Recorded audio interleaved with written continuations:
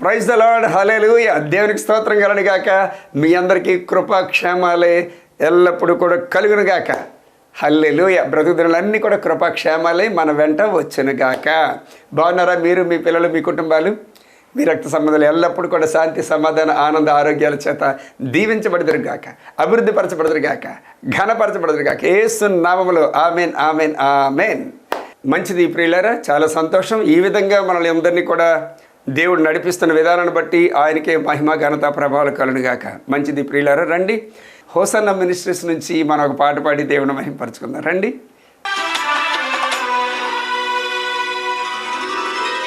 నా ప్రతి ప్రార్థనకు నీవిచ్చిన ఈవులే లెక్కకు మించిన దీవెనలైనాయి.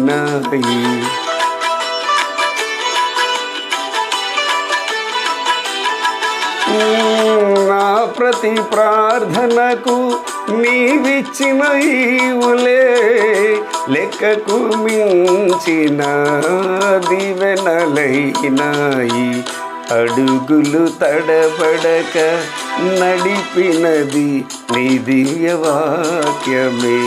కడలిని మించిన విశ్వాసమునిచ్చి విజయము చేకూర్చెను. అడుగులు తడబడక నడిపినది నీ దివ్యవాక్యమే. కడలిని మించిన విశ్వాసమునిచ్చి విజయము చేకూర్చెను. నీ వాక్యమే మకరందమై బలపరచను నన్ను.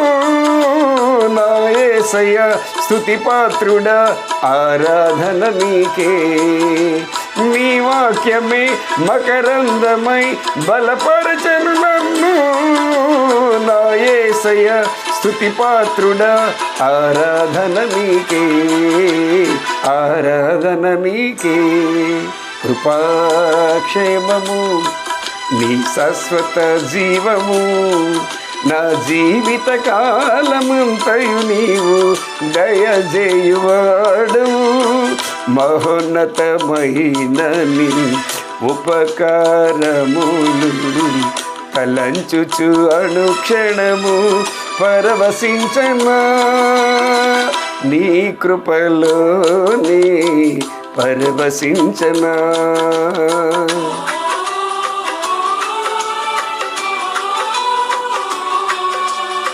రండి, దేవుని తెలియనటువంటి ప్రజలకి ఓ మాట చెప్పనివ్వండి. నన్ను ఏదేమైనప్పటికీ కూడాను శాశ్వత కాలం, అనుక్షణం, ప్రతిరోజు మనకు తోడుగా, నీడగా ఉంటూ మనల్ని ధైర్యపరుస్తూ జ్ఞానాన్ని, శక్తిని, బలాన్ని అనుగ్రహిస్తూ ఉన్నటువంటి వాడు ఎవరైనా ఈ భూమి మీద ఉన్నాడని అంటే ఖచ్చితంగా రక్షకుడైనటువంటి యేసు క్రీస్తు అని ముమ్మాటికి చెప్పవచ్చు.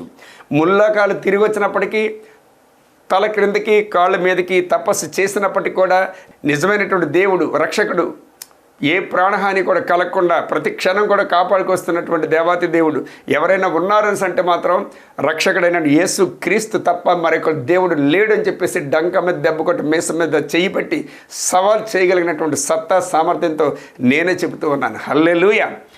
మంచిది ప్రియులారా. ఎందుకని అంటే ఆయన గారు లేకపోతే రక్షణ లేదు. ఎందుకంటే రక్త ప్రోక్షణం పాప విమోచనం. రక్తం ప్రోక్షింపబడకుండా పాపం విమోచన కాదు. ఆ రక్తం ఎవరిదై ఉండాల్సి అంటే కామ, క్రోధ, లోభ, మోహ, మదమాత్సర్యములను గెలిచిన వాడై ఉండాలి. ఆయనకి సంసార జీవితాలు కానీ, దాంపత్య జీవితాలు కానీ, లేకపోతే మనుషులు జీవిస్తున్నటువంటి జీవితంతో సంబంధం ఉండకూడదు. ఆయన పుట్టుకలో ఒక పద్ధతి, పవిత్రత, పరిశుద్ధత, ఆయన నడవడికలో, ఆయన మాటలో, ఆయన చూపులో, ఆయన తలంపుల్లో, ఆయన క్రియల్లో అన్నిట్లో కూడా ఒక విధమైనటువంటి ప్రత్యేకతలు ఉండాలి. ఆ ప్రత్యేకతలు ఉన్నటువంటి వాడే పవిత్రమైనటువంటి వాడు. ఆ పవిత్రమైనటువంటి వాని యొక్క శరీరంలో నుంచి వచ్చినటువంటి రక్తమే ఈ భూమి మీద చిందించినప్పుడు మనిషి యొక్క పాపాలన్నిటి కూడా విముక్తి కలుగుతుంది అని పురాణ వేద గ్రంథాలు కూడా ఘోషిస్తూ ఉన్నాయి ప్రియులారా. దేవునికి స్తోత్రం కలుగుగాక. కాబట్టి అలాంటి వాడు నీకు నాకు ఎంతైనా కావలసిన వాడై ఉన్నాడు.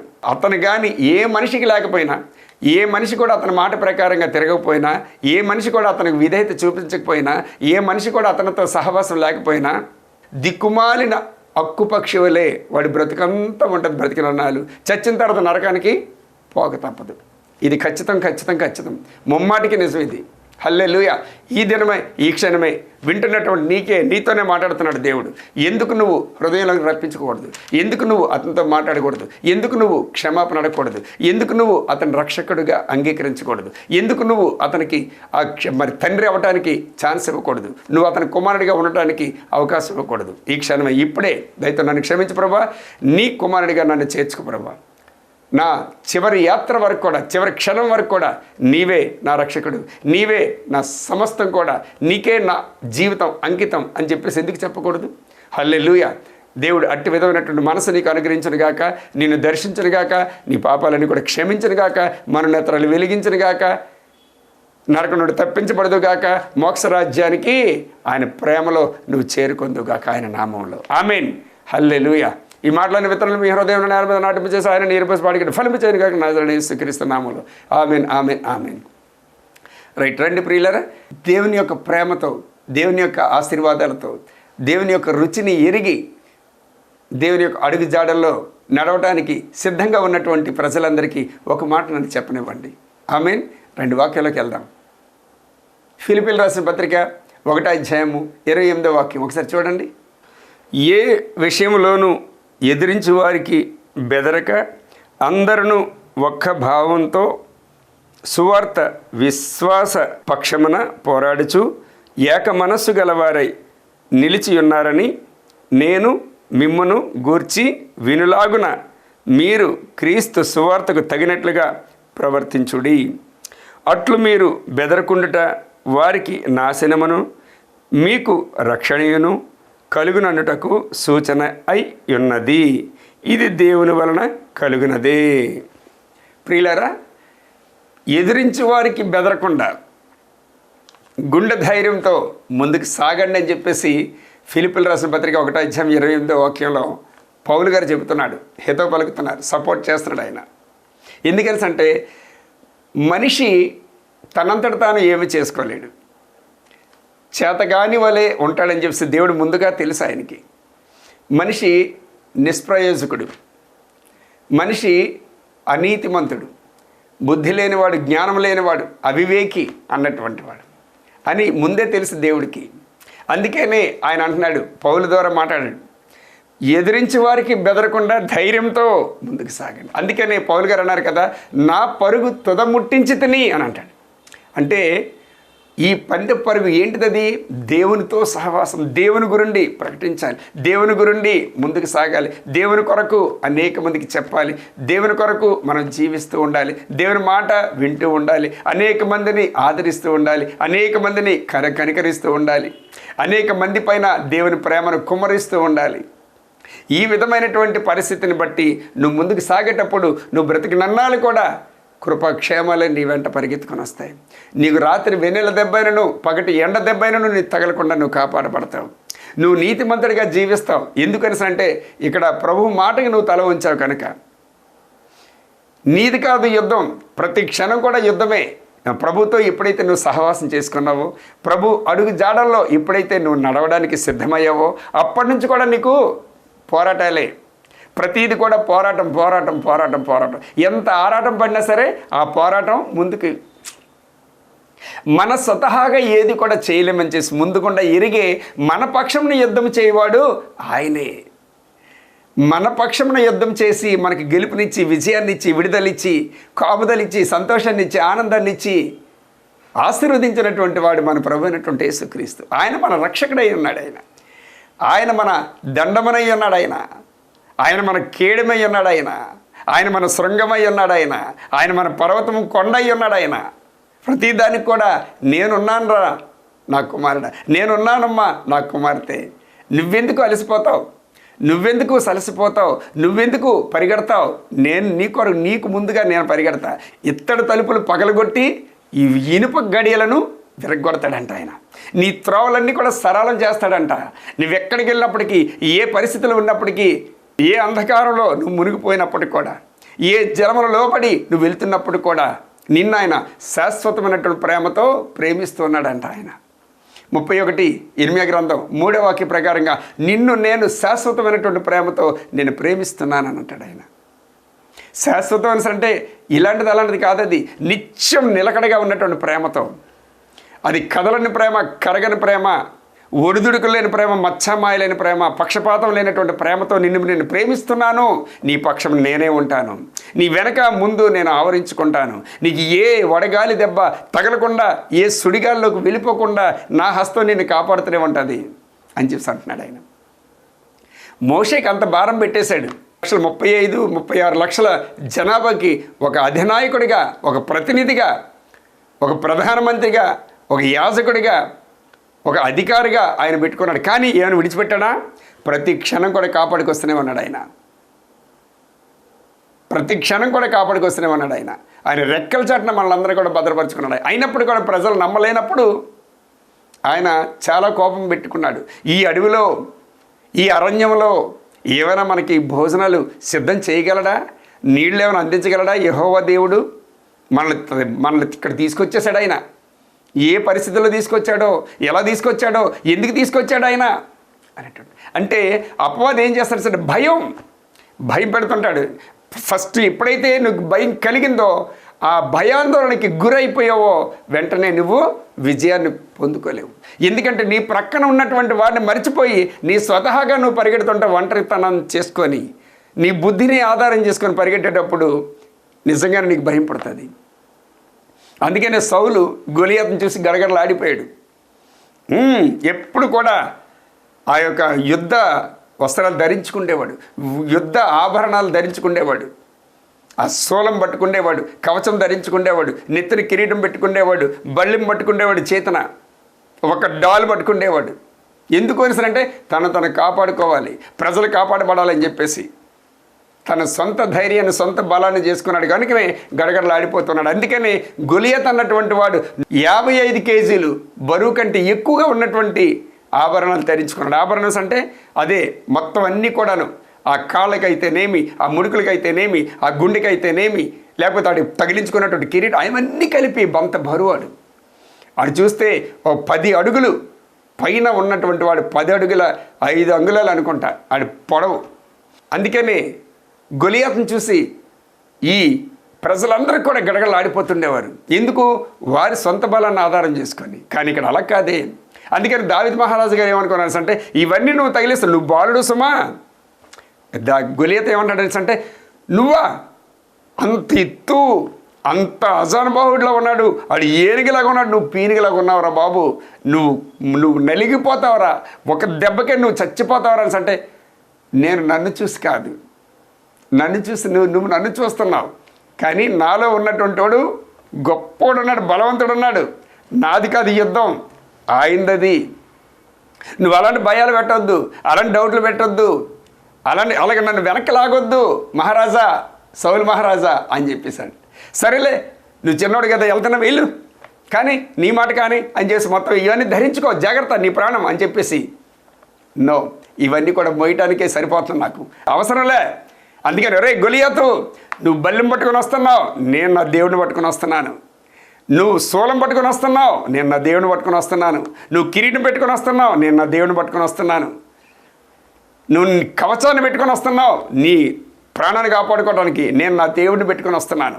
నువ్వు రకరకాలుగా చిందలిస్తూ ఎంతో ఏదో వస్తున్నావు, నీ యొక్క దీని మీద ఆధారపడుతూ, కానీ నేను నా దేవుని యొక్క బలం, నా దేవుని యొక్క శక్తి, నా ఆశీర్వాదం, నా వెలుగు, నా ప్రసన్నత ఆయన అయ్యి ఉన్నాడు. ఇప్పుడు చూడు, ఒక్క దెబ్బకి నిన్ను కొట్టి చంపి పడదోసి నీ మెడక మీద తలకాయ తీసి ఇగో నా ప్రజలందరికీ కూడాను, లేదంటే కాకులకి గెద్దలకి నీ మాంసం ఇప్పుడే వేస్తానని చెప్పి సవాల్పూర్వకంగా వెళ్ళాడు. ఎందుకు తెలుసంటే ఆ ధైర్యం ఆయనది కాదు, తెలుసు ఆయనకి. ఎక్కడైతే అడవిలో తన గొర్రెను పట్టుకున్నటువంటి ఆ సింహాన్ని ఎలాగైతే చీల్చేశాడో, ఆ నక్కల్ని ఎలాగైతే చీల్చేశాడో, తన బలం కాదని సంగతి అతను తెలుసు.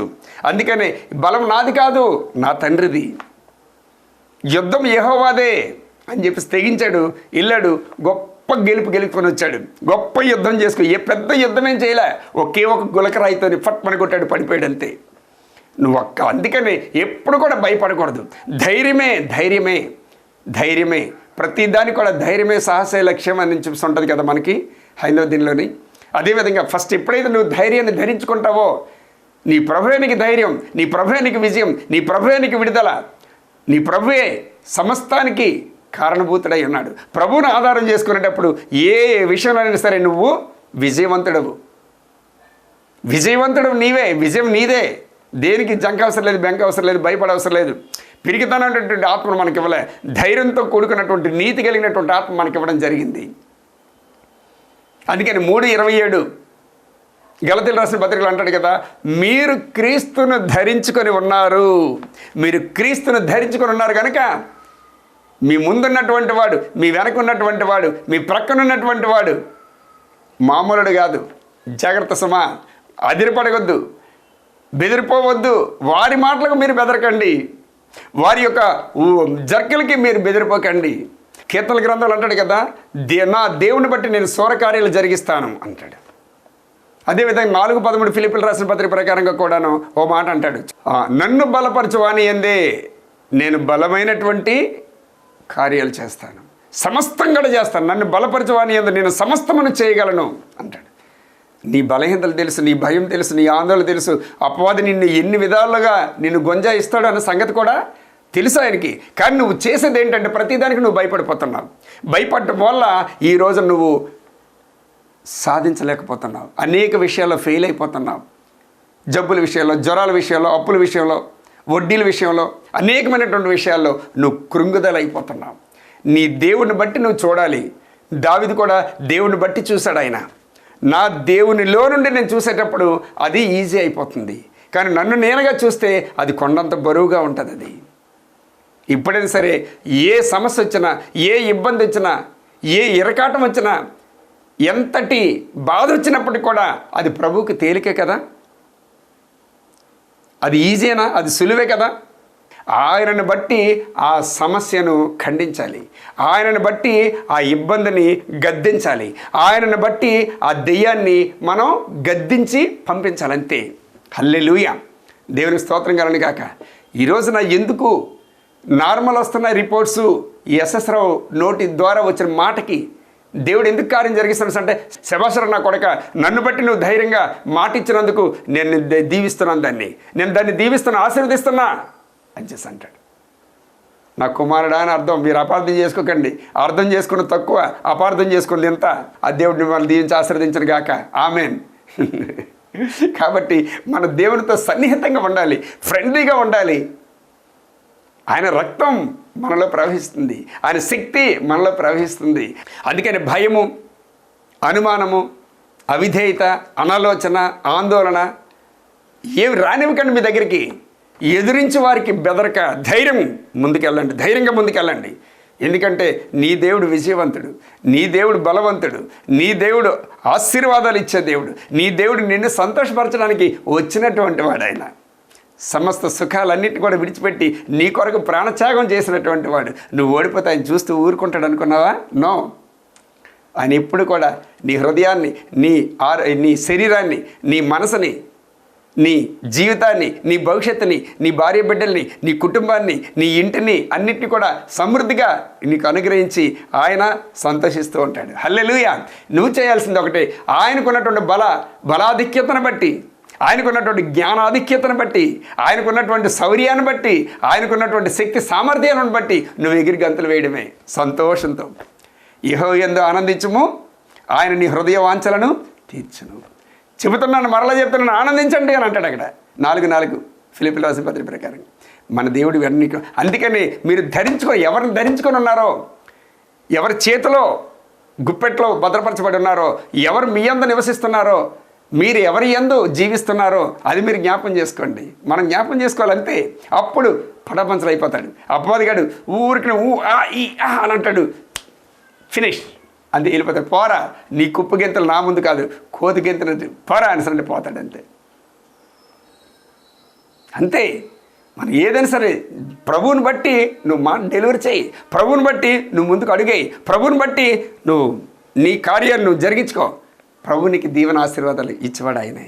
2000 సంవత్సరాల క్రితమే నీకు ఆల్రెడీ అన్నీ అనుగ్రహించేసి ఆయన వెళ్ళిపోయాడు. 2000 సంవత్సరాల క్రితమే నీకు విజయాన్ని, నీకు ఆరోగ్యాన్ని, నీకు విడుదలని అన్నిటిని కూడా అనుగ్రహించేసి ఆయన వెళ్ళిపోయాడు. ఏం కావాలి ఇంక నీకు? హల్లెలూయా, దేవునికి మహిమ కలుగును గాక. ఎల్లప్పుడూ కూడా సంతోషం దగ్గర గంతులు వేయాలి, విశ్వాసంతో. విజయం నీదే, విజయం వరించానంతే. అయ్యా వాడు పరీక్ష రాయడానికి వెళ్తున్నాడు, ప్రార్థన చేయండి అంటే పరీక్ష పాస్ అయిపోయాడులే, వెళ్ళండి.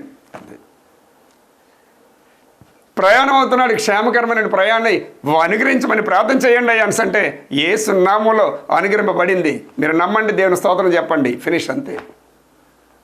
అయ్యా ఈ వ్యాధి ఎప్పటి నుంచో బాగుపడలేదు అంటే ఆ వ్యాధి బాగైపోయింది, స్వస్థత వచ్చేసింది, ఆరోగ్యం వచ్చేసింది. దేవా నన్ను ప్రేమించి, నన్ను క్షమించి, నాకు విడుదల ఇచ్చినందుకు స్తోత్రం నాయన అని చెప్పు.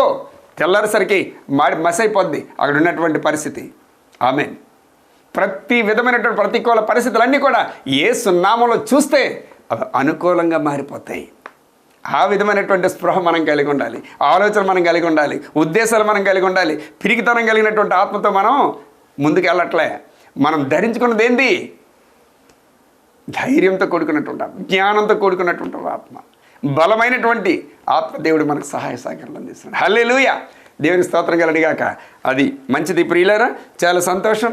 ఈ విధమైన అందుకనే భయపడద్దు భయపడద్దు భయపడద్దు భయపడద్దని 365 సార్లు ఆయన చెప్పుకొచ్చాడు. సంవత్సరం రోజులేనో ఆయన చెప్పే విధానాలు కూడా అలాగే. ఎందుకు అంటే నేనున్నాను కదా, నన్ను బట్టిరా, నన్ను బట్టి, నన్ను ఆలోచించుకో, నన్ను చూసుకో నువ్వు అంటాడు. హల్లెలూయా, దేవుని మహిమ కలుగుగాక. ఈ మాటలన్నీ విత్తనాలు మన హృదయం నేల మీద నాటింపచేసి ఆయన నీరుపసి పాడికంటే ఫలింప చేయను కాక నాదరని యేసుక్రీస్తు నామములో. Amen, amen, amen. రండి ప్రియులారా, మరి ఇప్పుడు ఒక సాక్ష్యాన్ని మనం విందాం. దేవుడి నామానికి మహిమ కలుగుగాక. ఈ సమయం ఇచ్చిన సేవకులకును వందనాలు. ఈ చెప్పబోయే సాక్ష్యం ఏంటంటే, మా మరిది గారు చాలా వ్యసనము అంటే తాగుడుతో ఎక్కువగా పీడించబడి ఉన్నారు. అయితే ఎంతగానో మేము బాధపడ్డాము. చెల్లికి మరిదికి సమాధానం లేదు. చిన్నప్పటి నుండి వ్యసనము, మందు అలవాటు ఉంది, తాగుడికి బానిస అయిపోయారు చిన్నప్పటి నుండి. అలాగనే ఎంతగా మేము బాధపడ్డాము. ఆ తాగుడి నుండి ఎంతగా బాధపడి చెల్లి మరిది ఎంతగా, మా కుటుంబాలకు కూడా సమాధానం లేదు వాళ్ళు బట్టి మేము ఎంతగానో బాధపడ్డాము. ఒకరోజు మేము ఎస్ఎస్ పాస్టర్ గారి చర్చికి వెళ్ళడం జరిగింది. టీవీలో చూసాము. చూసేటప్పుడు మేము ఒక దగ్గర అలాగ మేము అనుకొని తీసుకొని మా మరిదిని, మా చెల్లిని అలా తీసుకొని రావడం జరిగింది. దైవ సేవకుల దగ్గరికి వెళ్ళేటప్పుడు దేవుడు మహాకృపను బట్టి ఎస్ఎస్ పాస్టర్ గారు ప్రేయర్ చేసి వాటర్ ఇచ్చారు. వాటర్ ఇచ్చేటప్పుడు ఆ యొక్క వ్యసనమనే తాగుడు అలవాటు నుండి ఎన్నో రోజుల నుండి ఉండే ఆ యొక్క వ్యసనం అనే తాగుడు నుండి ఆ యొక్క బిడ్డకి దేవుడు సంపూర్ణమైన విడుదల, ఆ వాటర్ తాగించేటప్పుడు సంపూర్ణమైన విడుదల రావడము మేము కళ్ళారి చూసాము. ఎన్నో సంవత్సరాలు బట్టి ఆ యొక్క తాగుడు బానిసంలోని బ్రతికున్నారు. అలాంటిది వాటర్ తాగి దేవుడు యొక్క దైవ సేవకులు ఎస్ఎస్ పాస్టర్ గారు ఇచ్చారు. ఇచ్చేటప్పుడు ఆ నీళ్ళు తాగేటప్పుడు ఆ రోజు నుండి తన వద్దకి ఎటువంటి మందు అనేది వాసన చూడకుండాను ఇప్పటి వరకు దేవుడు కృపచేతని ఆ సేవకుల నుండి అద్భుతమైన కార్యం చేశారు. అందుని బట్టి దేవత దేవునికి సేవకులకు నేను హృదయపూర్వక వందనాలు చెల్లిస్తూ ఈ సాక్ష్యం దేవుడు దీవించిన గాక. ఆమె దేవుడి సాక్ష్యాన్ని దీవించి ఆశీర్వదించిన గాక. Amen, amen, amen. ఈ కార్యక్రమాన్ని సమర్పించినటువంటి వారు భూషణం గారు, భూషణం అనేటువంటి సహోదరులు. వారు చక్కనైనటువంటి రీతిలో దేవుని యందు ఆసక్తి కలిగినటువంటి వారు, వారి కుటుంబం ప్రతి వీడియో కూడా చూస్తూ ఉంటారు. ఆయనకి నాకు ఇప్పటికీ 2019 నుంచి ఇంతవరకు అది కొనసాగుతూనే ఉంది ఆ యొక్క బంధం అన్నది. ఆయన మొన్న వచ్చారు. ఆ ఎన్నో ప్రార్థనలు సఫలీకృతం జరిగినాయంట, సక్సెస్ అయినాయంట, విజయవంతం అయినాయంట నా ద్వారా. ఆ సంతోషాన్ని బట్టి పురస్కరించుకొని ఈ రోజున మరి ఈ యొక్క కార్యక్రమం స్పాన్సర్ చేయడం జరిగింది. అంతేకాదు కుమారుడు కావాలనేటువంటి విషయంతో ఆయన ముందుకుండానే స్పాన్సర్ చేయడం జరిగింది. ఖచ్చితంగా కుమారుడే వస్తాడు, మనల్ని ఎత్తుకుంటారు కూడా ఆయన. ఓకే, రైట్, మంచిది ప్రియులారా. విజయనగరం చుట్టూ ఉన్న ప్రాంతాల్లో నివసిస్తున్నటువంటి వారికి నా యొక్క విన్నపాలు ఏమంటే, ప్రతి మంగళవారం ఉదయం 10 నుంచి సాయంత్రం 5 గంటల వరకు కూడా స్వస్థత విడుదల ప్రార్థన ఉంటుంది. ఉపవాస స్వస్థత విడుదల ప్రార్థన తప్పకుండా అటెండ్ అవ్వండి. మంచిగా దీవెన ఆశీర్వాదాలు పొందండి. అంతేకాకుండా ప్రియులారా, ప్రతి ఆదివారం 9 నుంచి 12 గంటల వరకు ఇక్కడ మన విజయనగరంలో ప్రేయర్స్ జరుగుతుంటాయి. చుట్టుపక్కల ఎవరున్నప్పటికీ కూడాను వారు రావచ్చు, మంచిగా దీవెన ఆశీర్వాదాలు పొందుకోవచ్చు, స్వస్థతలు కూడా పొందుకోవచ్చు, భోజనం చేసి మంచిగా వెళ్ళొచ్చు. మూడోది ఏంటంటే, ప్రతీ నెల చివరి శుక్రవారం నాడు హోల్ నైట్ ప్రేయర్ ఉంటుంది. హోల్ నైట్ ప్రేయర్స్ ఉంటాయి. తప్పకుండా అటెండ్ అవ్వండి. చుట్టూ ఉన్నటువంటి వారు, అందుబాటులో ఉన్నటువంటి వారు ఈ అవకాశాన్ని వదులుకోకూడదని చెప్పేసి నేను మనవి చేస్తూ ఉన్నాను ప్రియులారా. అంతేకాకుండా మరి స్థలం గురించి మనం ప్రాకులాడుతున్నాం. ఒక 10 సెంట్లు స్థలం అని ఖచ్చితంగా ఉండాలి ప్రియులారా. మరి అన్నిటికి కూడా స్వతంత్రంగా ఉండాలి కనుక విజయనగరంలో అయిన తర్వాత మిగతా ప్లేసెస్లో కూడా దేవుడు అనుగ్రహిస్తాడని నేను నమ్ముతున్నాను. మీరు ప్రార్థనలో జ్ఞాపకం చేసుకోండి. ప్రార్థన సహాయంతో పాటు మీ సహకారాలు కూడా అందిస్తూ ఉండండి. మీరు ఎక్కువగా వర్ధిల్లాలి, ఆర్థికంగా మానసికంగా అన్ని విషయాల్లో కూడా ముందుకు సాగాలంటే ఖచ్చితంగా మీరు కూడా కోఆపరేట్ చేస్తూ ఉండాలి ప్రియులారా.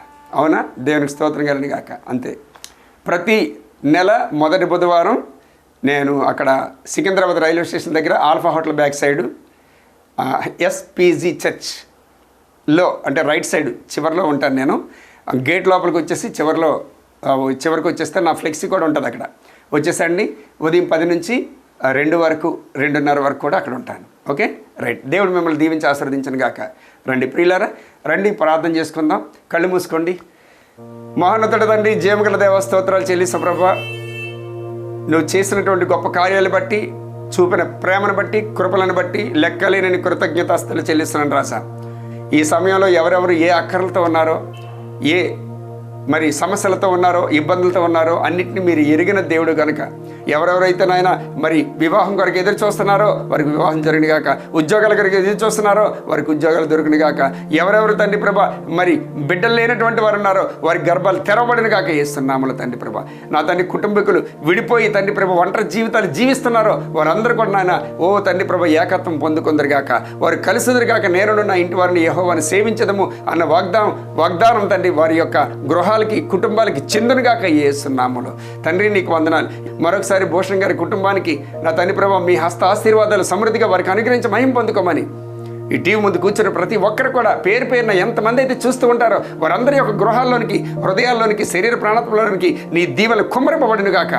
ఎవరెవరైతే జల తైలాలు 2 పట్టుకున్నారో ఆ జలము, తైలము ఆ 2 కూడా యేసు నామములో దీవించబడును గాక, ఆశీర్వదింపబడును గాక. ప్రభు రక్తం చేత నిండిపోవును గాక, ప్రభావం చేత నిండిపోవును గాక, వెలుగుతో నిండిపోవును గాక, పరలోక ఔషధంగా మారిపోవును గాక, అగ్నితో నిండిపోవును గాక. ఎక్కడ ప్రోక్షించినా, ఎవరు సేవించినా, ఎక్కడ ఎవరు త్రాగినప్పటికీ నా తండ్రి యేసు నామములో గొప్ప విడుదల పొందుకుందరుగాక.